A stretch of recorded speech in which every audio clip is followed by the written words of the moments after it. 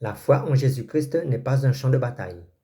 Premièrement, la foi en Jésus-Christ doit être vue comme une source de paix intérieure et non une source de conflit, surtout entre les chrétiens.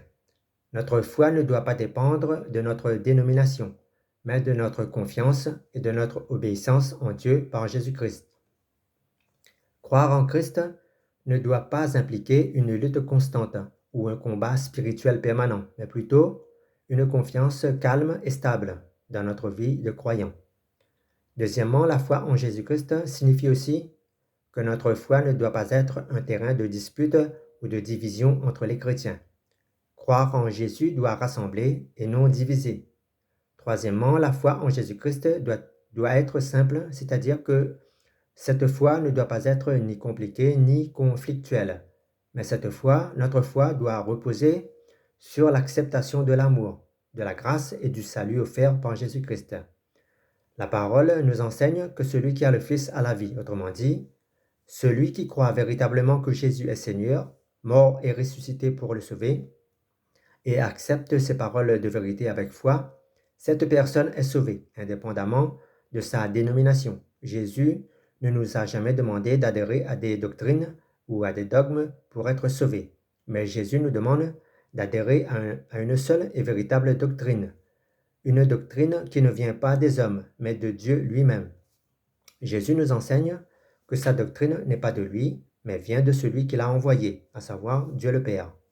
Notre salut ne vient pas des théologiens, des pasteurs, des docteurs ou du pape, ou du nombre de livres qui composent notre Bible, mais notre salut vient de notre foi véritable, de notre acceptation de croire et de faire de Jésus notre Seigneur et notre Sauveur. Aujourd'hui, certaines personnes, dans leur enseignement, laissent à penser que croire en Jésus n'est plus suffisant pour être sauvé.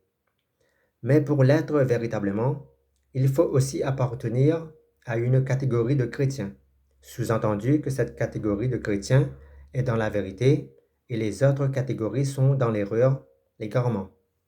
Quatrièmement, Jésus a enseigné que ses disciples doivent s'aimer les uns les autres, selon Jean 13, versets 34 à 35. Cet amour commun est ce qui unit les chrétiens, dépassant les différences culturelles, sociales ou même doctrinales. Cinquièmement, Jésus nous enseigne que l'Église forme un seul corps où chaque membre a une place, selon 1 Corinthiens 12. Cette image souligne que malgré la diversité des personnes, des convictions, des doctrines, il doit y avoir une unité essentielle en Christ. C'est la foi et l'obéissance à sa parole. Malheureusement, beaucoup obéissent à la parole de Dieu sincèrement, mais avec leurs convictions personnelles, influencés par des dogmes et des doctrines diverses et variées. La foi en Jésus-Christ doit inviter les chrétiens à la réconciliation et non au conflit vain, selon Matthieu 5, verset 9. Les chrétiens sont appelés à être des artisans de paix et témoins de l'amour de Dieu dans un monde déjà divisé, et non de rajouter une couche supplémentaire de division entre eux. Les chrétiens sont appelés à évangéliser le monde et non à s'évangéliser eux-mêmes sur des dogmes et doctrines qui les divisent. Autrement dit, tous les chrétiens partagent la même mission, proclamer l'évangile et de servir son prochain.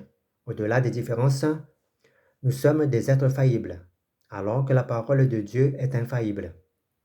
Et ce sont nos convictions liées à cette faillibilité qui engendrent des divisions, des incompréhensions, voire même des oppositions dans le christianisme. Aujourd'hui, nous sommes en face d'une réalité historique qui agace, qui irrite, qui froisse nos convictions et notre orgueil, à savoir qu'il existe plusieurs catégories de chrétiens qui croient en Jésus, en Dieu, qui s'approchent de Jésus au travers des dogmes et doctrines diverses. Il y a des personnes qui sont venues à Christ par le catholicisme, d'autres par le protestantisme, par les évangéliques, etc. Cela est un fait indéniable. La foi ne s'exprime pas dans un dogme mort. La foi est esprit et vie. L'unité de l'Église est fondée sur l'unité de Dieu lui-même, c'est-à-dire celui qui a révélé l'Évangile, selon Éphésiens 4, versets 1 à 6. Tous les chrétiens, malgré leurs différences, sont unis par la même foi en Jésus-Christ, le seul Seigneur, la même espérance, c'est-à-dire une vie nouvelle après la mort. Jésus a prié pour que tous ses disciples soit un, selon Jean 17, versets 20 à 21, montrant par là que l'unité est une volonté de Dieu et une condition pour que le monde croie en lui. Dans des débats divers où rien à n'en plus finir, où les chrétiens s'attellent à démontrer, c'est-à-dire diviser, qu'une partie d'entre eux sont dans la vérité et une autre partie sont dans l'erreur. Dieu s'attriste et le monde rit. Un chrétien peut être dans l'erreur ou être induit en erreur à cause d'une doctrine ou d'un dogme. Mais aucun chrétien ne peut jamais être dans l'erreur lorsqu'il croit véritablement en Jésus-Christ. Autrement dit, la foi n'induit jamais en erreur. Ce sont nos convictions sur des doctrines qui nous induisent peut-être en erreur. Mais notre salut vient de Jésus-Christ et non de notre compréhension ou de notre niveau intellectuel à comprendre un dogme ou d'adhérer à un théologien ou à un mouvement quelconque. Être catholique, pentecôtiste, protestant, etc. est une conviction. Si je suis catholique, cela est dû au fait que j'ai été convaincu par un certain nombre de dogmes et doctrines, et aussi à cause d'un certain nombre de faits historiques qui ont accompagné et soutenu ces doctrines. Autrement dit, l'unité chrétienne ne signifie pas uniformité, surtout. Exemple concernant les coutumes, les habitudes ou les cultures, mais une harmonie dans la diversité autour de la même foi. Ici, je ne fais pas référence à l'œcuménisme qui n'éclaire pas. L'œcuménisme n'enseigne pas qu'il n'y a qu'un seul Dieu et un seul Seigneur, une seule vérité, mais plutôt qu'il y a un seul Dieu, mais potentiellement avec plusieurs vérités. Ici, l'unité dans la diversité concerne les chrétiens, divers entre eux, selon 1 Corinthiens 12, versets 12 à 27. Chaque membre a sa place et l'Église forme un seul corps. Il faut toujours distinguer l'Église corps de Christ de notre Église dénomination physique. L'amour mutuel, commandé par Jésus selon Jean 13, versets 34 à 35, est ce qui crée et maintient cette unité. L'amour mutuel excède les différences et dépasse les conflits.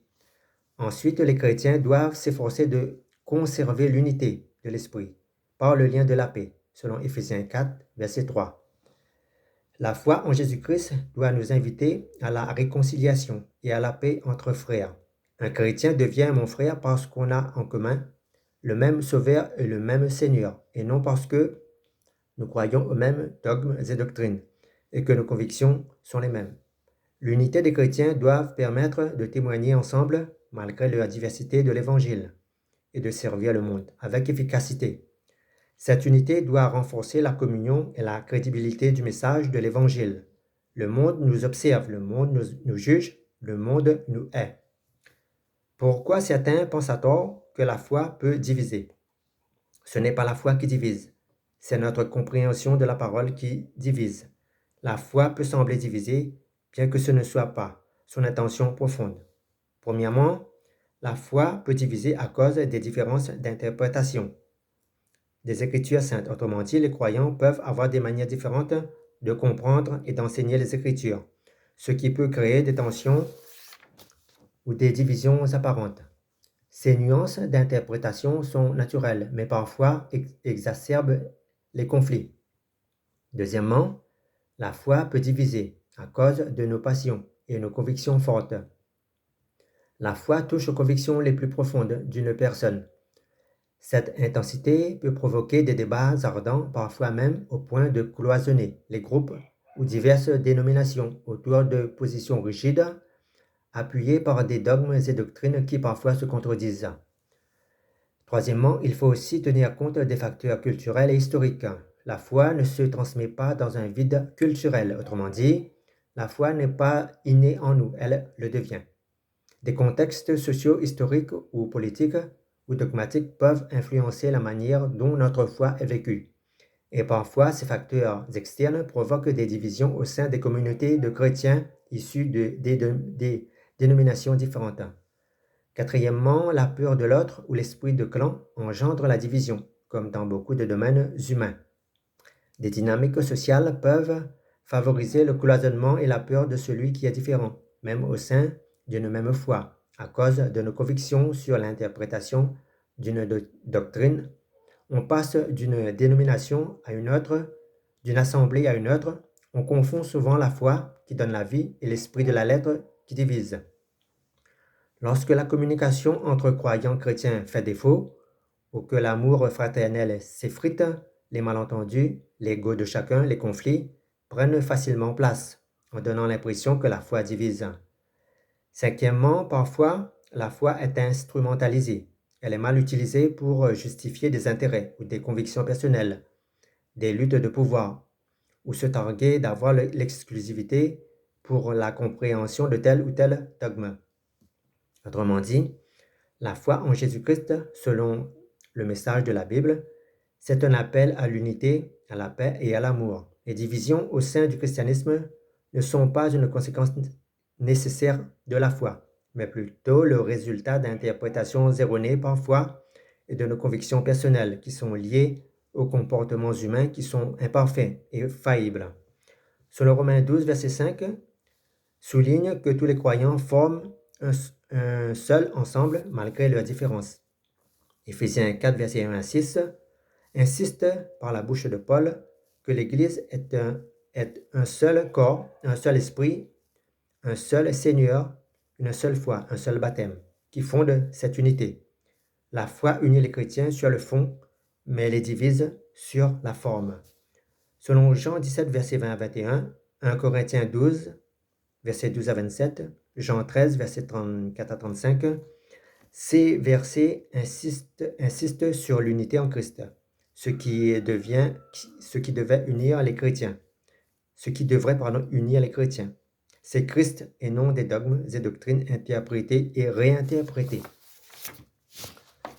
Colossiens 3.11 affirme que les distinctions humaines ne doivent pas diviser, car Christ est le fondement commun. Les chrétiens ont remplacé les distinctions humaines par des distinctions dogmatiques et doctrinales. Autrement dit, un catholique, un pentecôtiste, un évangélique, etc. se reconnaissent avant tout au travers de leurs dogmes. Autrement dit, les dogmes et les doctrines ont catégorisé les chrétiens. On ne peut pas être un chrétien sans appartenir à une catégorie, à cause des dogmes et doctrines. Il n'existe pas de chrétien neutre. Un chrétien doit nécessairement soit être un catholique, un protestant, un pentecôtiste, etc. Les chrétiens ont un même Père, un même Seigneur, mais à cause de leur conviction sur des dogmes et doctrines, ils ont des livrets de famille différentes, voire même étrangères, les uns par rapport aux autres. La foi d'un chrétien ne se mesure pas en fonction de son quotient intellectuel ou de son niveau d'études, mais sa foi se mesure dans l'obéissance à Jésus, dans l'humilité, la compassion et le service aux autres. Selon Psaume 133, verset 11, nous enseigne que la vraie foi en Dieu crée une unité spirituelle profonde qui dépasse les différences de compréhension humaine, culturelle et sociale incarnées par l'amour, la paix de Christ et la communion dans le même corps qui est l'Église. L'Église de Christ est un seul corps, mais les dogmes et doctrines ont divisé ce corps en plusieurs dénominations. La foi véritable en Jésus n'est pas un chemin qui divise, mais un appel lancé par Dieu à l'unité. Cette unité est inscrite dans le cœur même de l'Évangile et dans la prière de notre Seigneur Christ Jésus.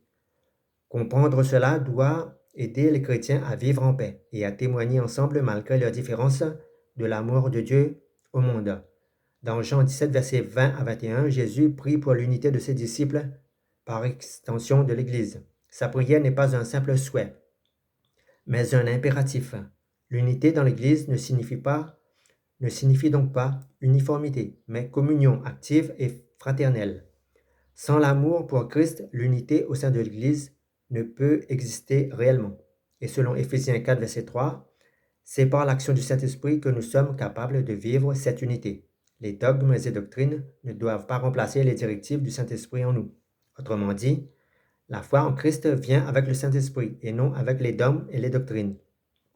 Il faut toujours faire la distinction entre la foi qui vient de la parole et la foi qui vient des enseignements des pasteurs, des docteurs, des théologiens. Ils ont été suscités pour édifier les saints, mais eux-mêmes ne sont pas infaillibles.